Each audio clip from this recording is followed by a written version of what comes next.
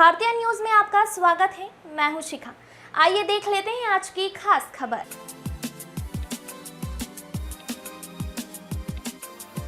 अंजड़ नगर में कचरा प्रबंधन को लेकर नगर परिषद को एनजीटी की गाइडलाइन के तहत कचरे का निस्तारण व उससे खाद बना आय अर्जित करने के उद्देश्य से ट्रेचिंग ग्राउंड पर करोड़ों रुपए कीमत की मशीनरी धूल खा रही है और कई सालों बाद भी कचरे से प्लास्टिक को अलग करने का काम शुरू नहीं हो पाया है। दरअसल अंजड़ के ट्रेचिंग ग्राउंड जो कि नगर के गायबेड़ा क्षेत्र में बना हुआ है, जहां पर नगर के 15 वार्ड का कचरा, कुंडा, करकट और अन्य वेस्ट मैनेजमेंट हेतु डाला जाता है, जिसके आसपास किसानों के खेत लगे हैं, तो वहीं एक और रहवासी क्षेत्र है। ट्रेचिंग ग्राउंड में 1 करोड़ की लागत से नई मशीनें लगाई गई थी, जिसके इंस्टॉलेशन में कई साल बीतने के बाद भी मशीन से ट्रेचिंग ग्राउंड में तब से अभी तक डाले जाने वाले कचरे का पृथक्कीकरण शुरू नहीं किया जा सका है।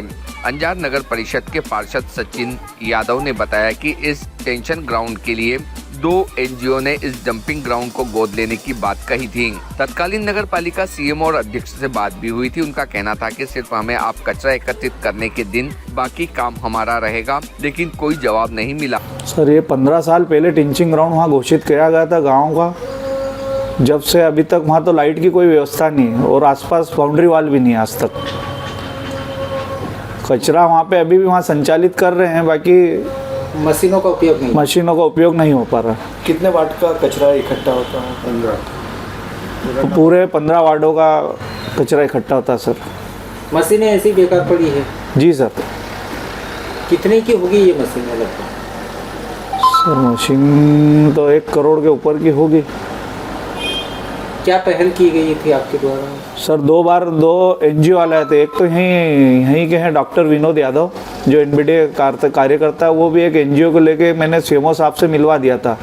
और एक बीच में ब्राह्मणपुर से कोई आया था एनजीओ वाला, उसको भी मैंने, उसके पहले राकेश चौहान साहब थे, उनका कॉन्टैक्ट नंबर दे दिया था। वो इंदौर चले गए थे, तो इंदौर में उनकी कोई चर्चा हुई थी। उसके बाद भी अभी तक कोई पहल नहीं हुई। क्या कहना पड़ता था एनजीओ वालों का? एनजीओ वाले कह रहे हैं कि आप सिर्फ हमको कचरा आवंटित कर दो, बाकी पूरा संचालन हमारे एनजीओ द्वारा होगा, लाइट का बिल का ये वो सब भर दिया जाएगा, और इसको तुम्हारे जितने भी गांव का अपशिष्ट पदार्थ है उसको बिल्कुल सही संचालित करा जाएगा।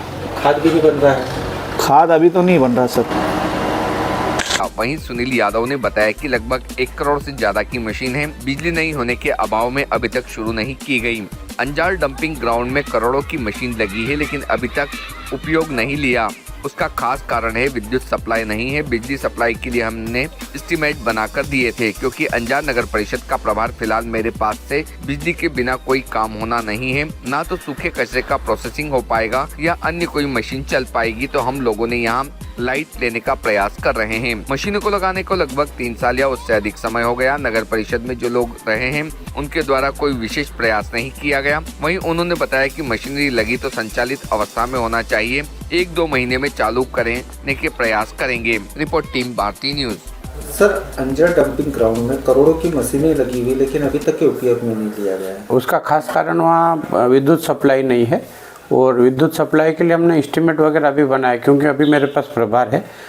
विद्युत के बिना कोई काम होना नहीं है, ना तो सूखे कचरे का प्रोसेसिंग हो पाएगा, या अन्य कोई मशीनें चल पाएगी।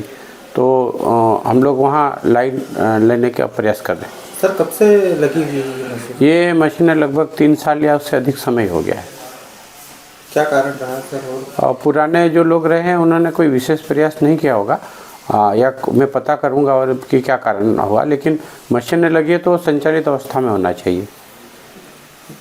क्या मानते हैं जल्दी इसको हम लोग 1-8 महीने में चालू कराने का प्रयास करेंगे। आपके गांव, शहर, प्रदेश और देश की चुनिंदा दिलचस्प खबरों को पाने के लिए सब्सक्राइब करें भारतीय न्यूज़ चैनल को और बेल आइकन दबाना ना भूलें। खबरें पसंद आए तो लाइक और शेयर ज़रूर करें।